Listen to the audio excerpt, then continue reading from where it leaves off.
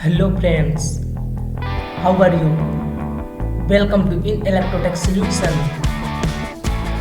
So आज हम लोग नई प्लेलिस्ट स्टार्ट किए हैं। आज हम लोग नई सीरीज स्टार्ट किए हैं। आज हम लोग जो सीरीज स्टार्ट किए हैं उसमें हम लोग आज टेलविन सीएसएस की बात करने वाले हैं। देखते हैं टेलविन सीएसएस क्या होती है, क्यों होती है, कहाँ इसका यूज होता है, हम लोग क्यों इसका यूज करते हैं।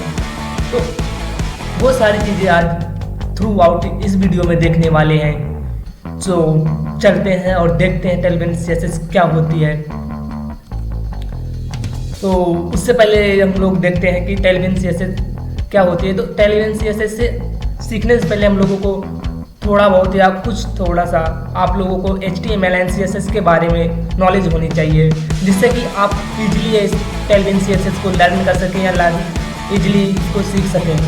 क्योंकि जब आप HTML एंड CSS करेंगे तो उसके बाद आप लोगों को ये CSS के टेलविन CSS के बारे में पता चलेगा कि इसमें क्या क्या फीचर्स हैं, क्या इसका स्कोप है, वो सारी चीज़ आपको पता चलेंगी। बट आपने नहीं सीखी है HTML and CSS, no problem. आप लोग इस वीडियो को देखकर आने वाली जो नेक्स्ट वीडियो है, जो सीरीज चल रही है हमारी ये, तो थ्रू आउट हम लोग सब देखेंगे HTML के साथ विद कि हम लोग कैसे इसमें टेलविन के साथ HTML को इंटरेक्ट कराते हैं और HTML से क्या होता है, क्यों हम HTML यूज करते हैं, वो सारी चीज़ हम लोग देखेंगे। और आपको बता दें ये टेलविन CSS या HTML CSS ये क्या ये किस लिए यूज होता है। इसको हम लोग फ्रंट एंड डेवलपमेंट में यूज करते हैं, यानी जो डेवलपमेंट की सीरीज में हम लोग फ्रंट एंड डेवलपमेंट में इसका यूज करते हैं। तो एक तरह से ये कह सकते हैं हम लोग एक नए जो सीरीज स्टार्ट किए हैं आज से, तो हम लोग फ्रंट एंड डेवलपमेंट की सीरीज स्टार्ट किए हैं। तो जिससे कि हमको अच्छा फीचर, जो हमें बहुत अच्छे फीचर्स होने चाहिए, वो चीज़ हम लोग यहाँ पे यूज करने वाले। तो ये टेलविन CSS एक नया फ्रेमवर्क है CSS का, जो कि हम लोग फ्रंट एंड डेवलपमेंट में यूज करेंगे इसका।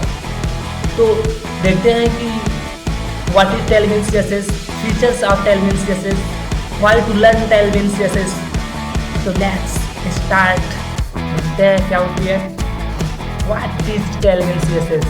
Tailwind CSS is a framework but it is a different from the like of the Bootstrap and Foundation. Means क्या हुआ, टेलविन CSS एक फ्रेमवर्क है और वो किसका फ्रेमवर्क है? CSS का फ्रेमवर्क है। CSS क्या होती है? कास्केडिंग स्टाइल शीट, यानी जो ये हमारे चल रहा है, जो ये आपने ये देखा ये चल रहा है ये जो, तो इसको हम लोग डिजाइनिंग के लिए, यानी कोई भी डिजाइनिंग बनाने के लिए हम लोग क्या यूज करते हैं? CSS यूज करते हैं। जैसे कि हमने फ्रंट एंड डेवलपमेंट कर रहे हैं, तो वहाँ पे हम लोग डिजाइनिंग की ज़रूरत पड़ेगी, तो उसके लिए हम लोग CSS का यूज करते थे। और क्या, जैसे कि हम लोग ने HTML में लिखा, फिर उसके बाद क्या करते थे, CSS भी बनाए, CSS का पेज अलग बनाए, फिर HTML का पेज अलग बनाए, फिर उसको इंटरेक्ट करना, उसको कस्टमाइज करना बहुत डिफ़िकल्ट होता था। तो वो सारी डिफ़िकल्टी को देखते हुए हम लोग अब ये टेलविन CSS जो है, हम लोग इसको कैसे यूज करेंगे, वो सारी चीज़ें हम लोग थ्रू आउट देखते हैं कि हम लोग HTML का ही पेज लिखेंगे, एक HTML बनाएंगे सिंपल सा। उसी HTML में कुछ क्लासेस जो हम लोग ऐड करते थे, बट अगर आप लोगों ने HTML थोड़ी सी बहुत सीखी है तो आपको पता होगा कि टेलविन यानी HTML क्या होती है, उसका क्लासेस क्या होती है, वो सारी चीज़ें आप लोगों को पता होंगी अगर आपने थोड़ी सी भी HTML के बारे में नॉलेज ली है तो जैसे हम लोग HTML में क्लासेस यूज करते थे, तो सेम वैसे ही क्लासेस को यूज करेंगे हम लोग टेलविन CSS के रूप में। हमको कहीं बहुत सारे भी CSS के पेज बनाने नहीं पड़ेंगे, हम डायरेक्टली थ्रू आउट जो हमारा HTML का पेज होगा उसी में हम लोग डायरेक्टली इसको यूज कर पाएंगे। और वो विद पर्टिकुलर लाइन पे होगा कि हमारी इस लाइन पे ये कलर्स होना चाहिए, ये टेक्स्ट का ये कलर होना चाहिए, वो सारी चीज़ें हम लोग टेलविन CSS से करेंगे। और ये बूटस्ट्रैप और फाउंडेशन, ये भी एक तरह के CSS के फ्रेमवर्क थे बूटस्ट्रैप, बट इसमें हम लोग कोडिंग करते थे तो बहुत प्रॉब्लम होती थी। इसका जो ये कह रहे हैं कि इसमें कुछ ना कुछ इसका होता था, जैसे कि हमने बूटस्ट्रैप यूज किया तो उसमें जो रिस्पॉन्स होता था उसमें ऐसा दिखता था कि ये बूटस्ट्रैप ही है, बट टेलविन में ऐसा नहीं है। टेलविन को हम लोग अच्छे से कस्टमाइज कर सकते हैं, जैसा लिखना चाहें हम लोग वैसा कर सकते हैं। और कोड भी हम लोग छोटा होगा तो ईजी होगा हमको फ्रंट एंड डेवलपमेंट करने में।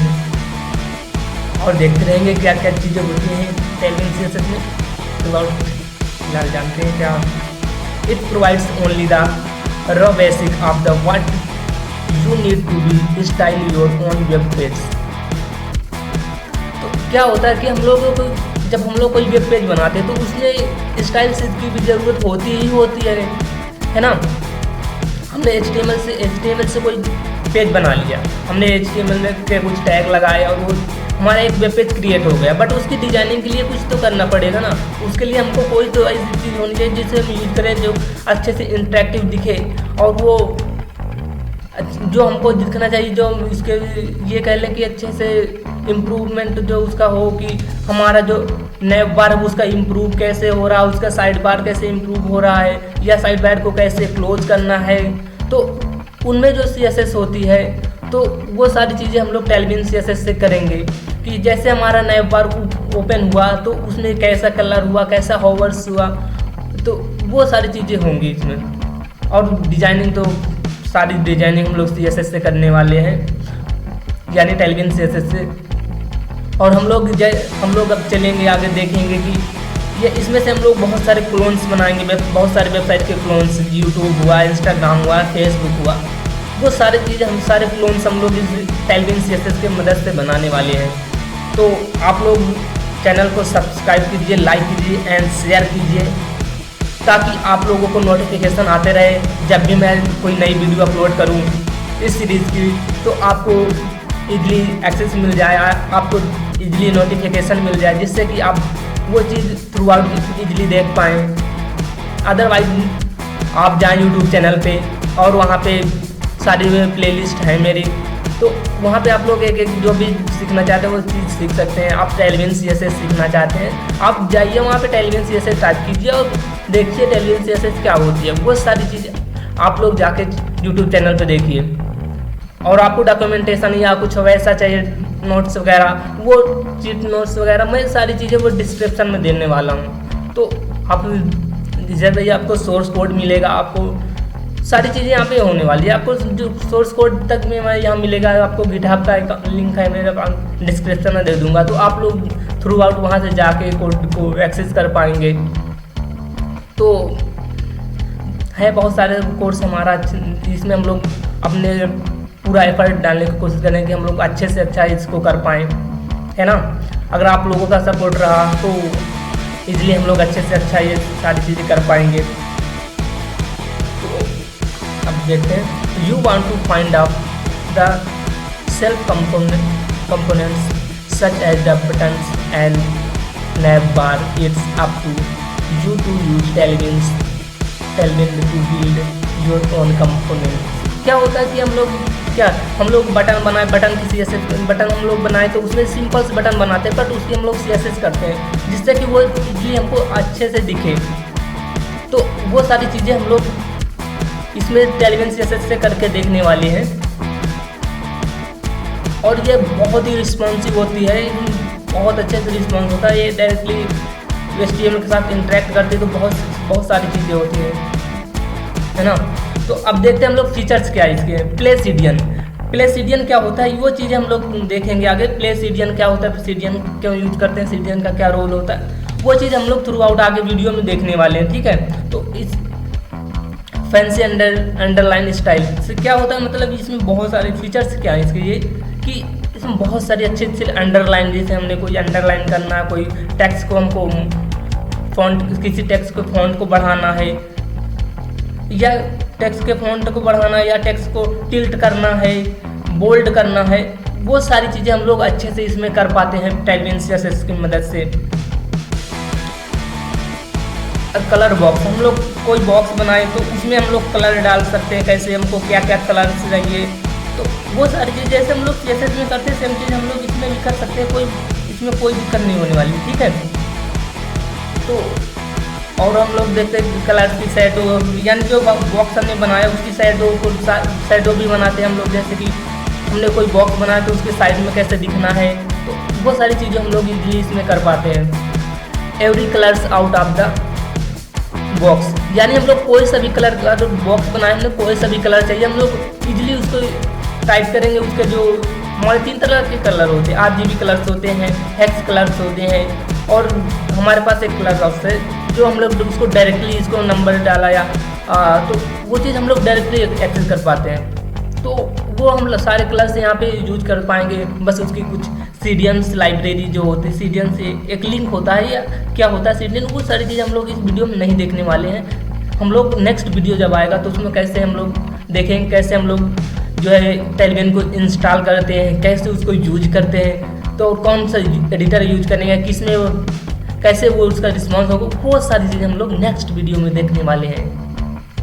ओके, आर्बिट्रेरी प्रॉपर्टी आर्बिट्रेरी, यानी कि इसकी जो प्रॉपर्टीज होती है वो बहुत ही ये कह लें कि बहुत ही बेटर होती हैं और वो इजीली हम लोग उसको देख सकते हैं या समझ सकते हैं। तो वो चीज़ें हैं ना, मल्टी कॉलम लेआउट। हम लोग क्या करते हैं जब हमने कोई CSS बनाई तो उसमें क्या होता था कि हमको कॉलम्स की ज़रूरत पड़ती थी, तो कॉलम को CSS करने के लिए। बट यहाँ पर हम लोग क्या किए, एक हमने क्लास बनाई, यानी जो क्लास बनाई थी सेम क्लास को हम लोग यूज़ किया, मल्टीपल कॉलम्स की क्लास बनाई और उसमें हम लोग डायरेक्टली एक ही CSS को यूज़ किया और बहुत सारी कॉलम्स के लेआउट को हम लोग डिजाइन कर लिए। प्रिंट मॉडिफायर, इसमें प्रिंट मॉडिफायर का भी फीचर्स होता है। मॉडर्न एस्पेक्ट रेशियो APIs, यानी कि इसमें इसके जो फीचर्स इसलिए हैं कि इसमें बहुत अब अभी ये नया फ्रेमवर्क है, तो इसमें क्या हुआ कि इसमें बहुत सारी APIs अब बन रही हैं कि जिससे हम लोग और इजीली इसको एक्सेस कर पाएँ पर्टिकुलर एक ही चीज़ को। क्या होता था कि हम लोग जब कोई फीचर्स आता था तो ऐसा लगता था यार कोई फीचर चीज़ आ गया उसको भी सीखना पड़ेगा, बट टेलविन CSS के बाद हमको टेलविन CSS को सीखने के बाद ये ऐसा लगा कि टेलविन CSS को ही सीखना ही चाहिए, क्योंकि इसमें हमको इस चीज़ का बोरिंग नहीं हुआ कि हम लोग टेलविन CSS सीख रहे हैं। क्योंकि ऐसा होता था दूसरे फ्रेमवर्क आते थे, अरे वो फ्रेमवर्क सीखना पड़ेगा क्योंकि हमको नई टेक्नोलॉजी के हिसाब से चलना पड़ेगा। तो बट ये जो टेलविन CSS है बहुत ही इंटरेक्टिव है, इसमें बहुत ही अच्छे फीचर्स हैं, तो इसको हम लोग बहुत अच्छे से फ्रंट एंड डेवलपमेंट में इसका यूज कर सकते हैं। और ये फुल्ली रिस्पॉन्सिव है, या ये नहीं कि हम लोग इसके CSS का रिस्पॉन्स बनाने के लिए हम लोग बहुत सारे जो तरीके होते थे, हम लोग मीडिया क्वेरी लगाते थे, तो वो सारी चीज़ें हम लोग नहीं करने वाले, ये खुद ही रिस्पॉन्सिव होगी। ये हम लोग सिंपल से टेलविन CSS से इसको रिस्पॉन्सिव बना देंगे। और सबसे अच्छा फीचर्स क्या है, हम लोग जैसे टाइप करेंगे जो भी टाइप करेंगे थ्रू आउट आपको रिस्पॉन्स दिखता मिलेगा। आपने कोई भी क्लास लगाई तो आपको तुरंत उसका रिस्पॉन्स दिखेगा, आपने क्या ऐड किया, क्या वहाँ पे मर्ज किया, वो सारी चीज़ें आपको थ्रू आउट देखने को मिलेंगे। Vectors and an advanced online playground for the Tailwind CSS include support for the things।